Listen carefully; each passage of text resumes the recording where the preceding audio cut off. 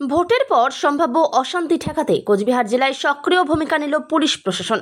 দিনহাটা সহ একাধিক স্পর্শকাতর এলাকায় কেন্দ্রীয় বাহিনীর সঙ্গে যৌথভাবে রুটমার্চ করল জেলা পুলিশ। মঙ্গলবার দিনহাটার পেটলা ও মাতালহাট এলাকায় এই রুটমার্চ অনুষ্ঠিত হয়। অভিযানে নেতৃত্ব দেন জেলা পুলিশ সুপার জশপ্রীত সিং। তিনি স্থানীয় বাসিন্দাদের সঙ্গে কথা বলে পরিস্থিতি সম্পর্কে আশ্বস্ত করেন এবং শান্তি বজায় রাখার আহ্বান জানান।